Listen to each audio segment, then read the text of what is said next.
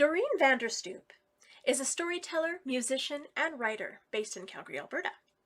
Doreen sings, plays guitars, and performs stories of all kinds for audiences of all ages. Her debut novel, Watershed, was published by Freehand Books and has received critical acclaim.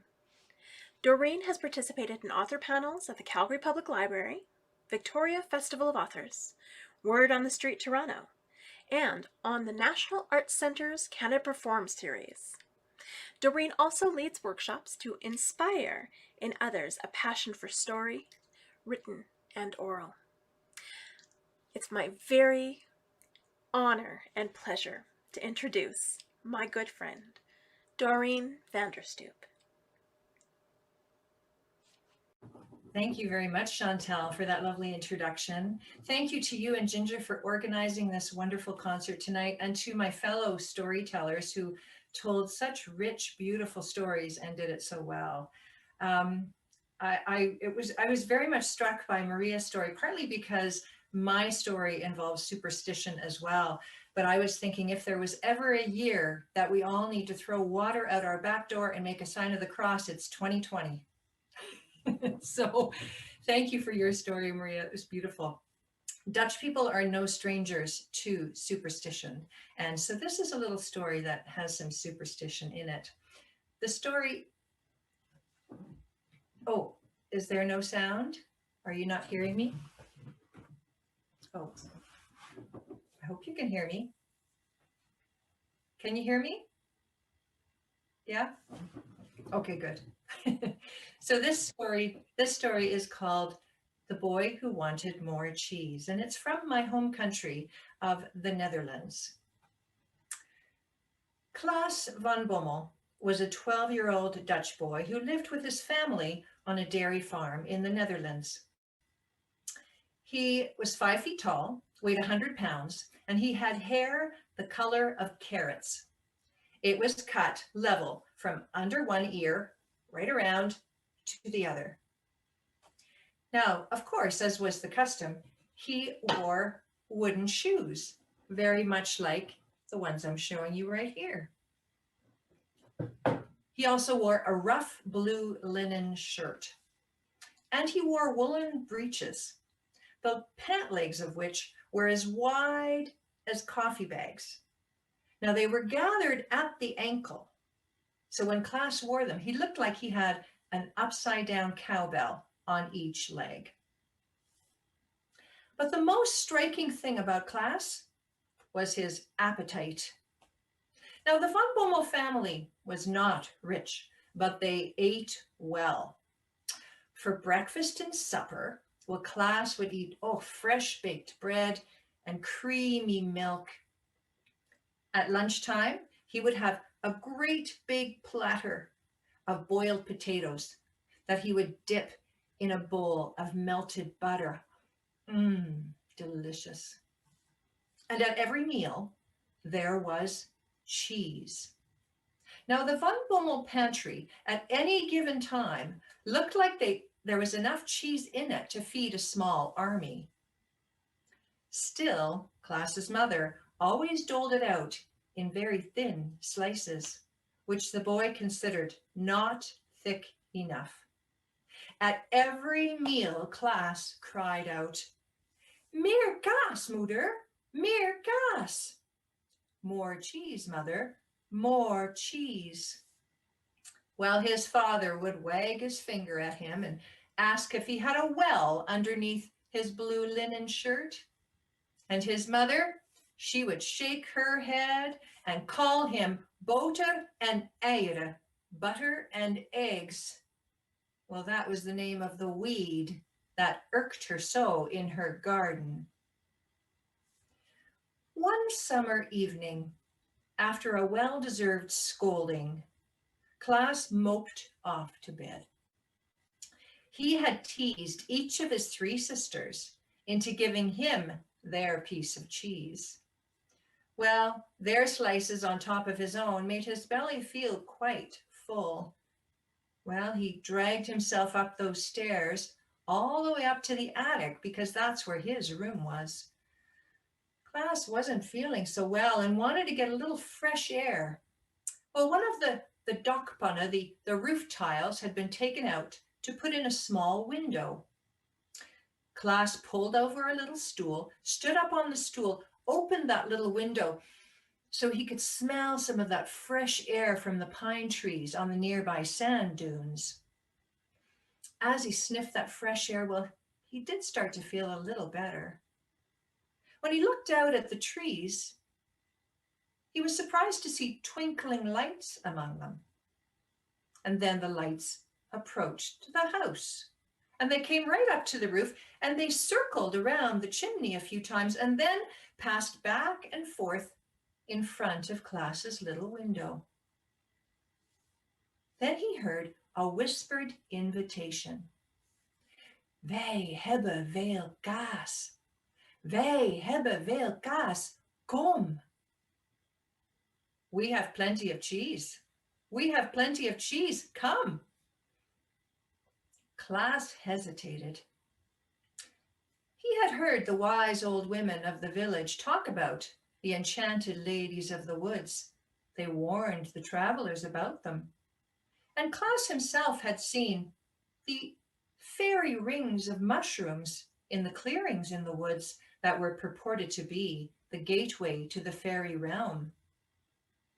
And when you went through the gateway, sometimes you didn't come back. Again, the invitation came. Wij hebben veel kaas. Wij hebben veel kaas. I'll just have a look anyway, Klaas said.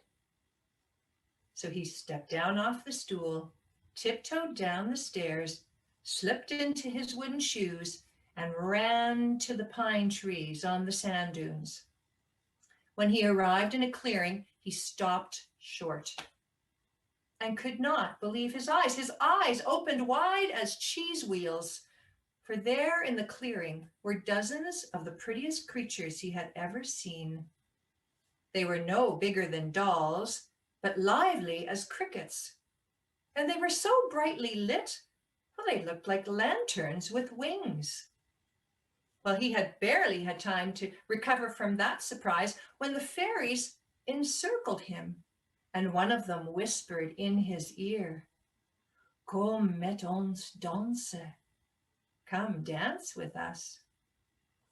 Before he knew it, he had a fairy hand in each of his, and he was whirling around their circle, dancing faster and faster and faster, and went on until he began to see a pink hue on the eastern horizon. Well, after a while, he was quite spent, and he fell down into the center of the fairy ring to catch his breath.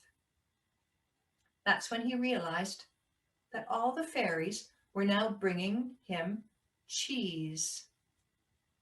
They came from every direction, north, south, east, and west.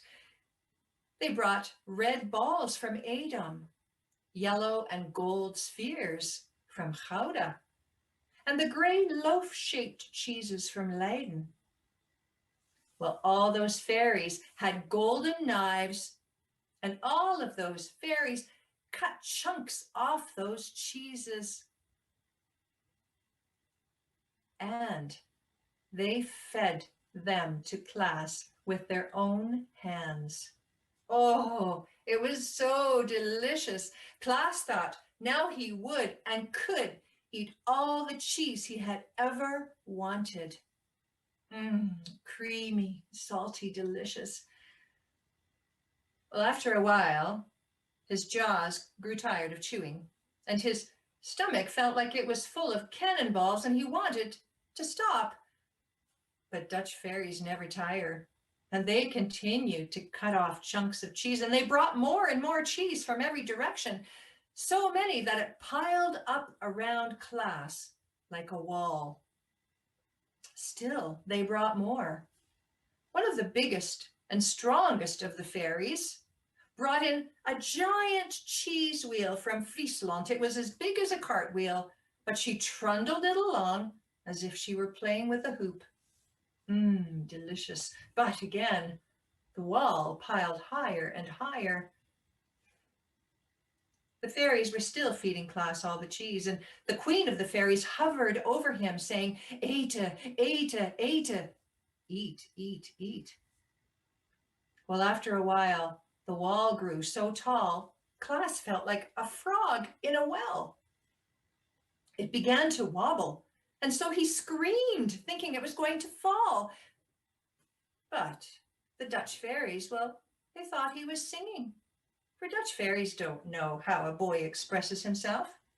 They brought more and more cheese. They brought cheese from Alkmaar, and then they brought the stinky cheese from Limburg that Klaas didn't like at all.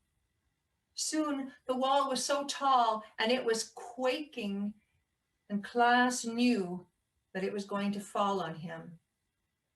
He covered his eyes and waited for his demise. But nothing happened. He uncovered one eye and then the other, and he looked around. The cheese was gone. The fairies were gone. The sun was just coming up above the eastern horizon. He heard the cock crow from the Van Bommel farm, and in the distance in the village, he heard the clock chime. Well, he stood up and he felt his clothes, and there was dew on his clothes. Well, he shook himself a little and he began to walk back towards the farmhouse. Klaas never told anyone about what had happened that night, and he always wondered, did the fairies leave because the cheese tower fell or because the dawn came? Now, I would like to end with a little folk song, a little adapted folk song to go with the story. And this is a song about drie kleine kleutertjes, 3 little children who were sitting on a fence, op een hek. Now, what were they talking about? Waarover spraken zij?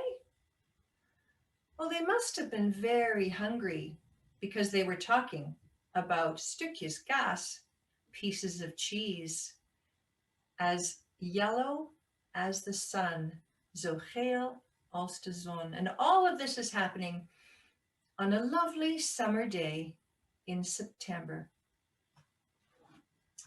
3 kleine kleutertjes die zaten op het hek, bovenop het hek. 3 kleine kleutertjes die zaten op het hek, al op een mooie zomerse dag in september. Waarover spraken zij, die 3 daar op het hek, bovenop het hek? Waarover spraken zij, die 3 daar op het hek, al op een mooie zomerse dag in september? 'T was over stukjes kaas zo geel als de zon, geel als de zon.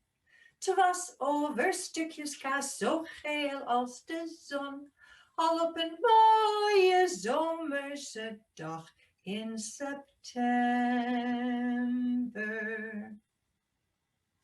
So again, I'd like to thank my fellow storytellers, Ginger, Chantal, for their organization, and to Storytellers of Canada in particular for supporting this project financially. Thank you so much, and thank you, listeners out there, for listening.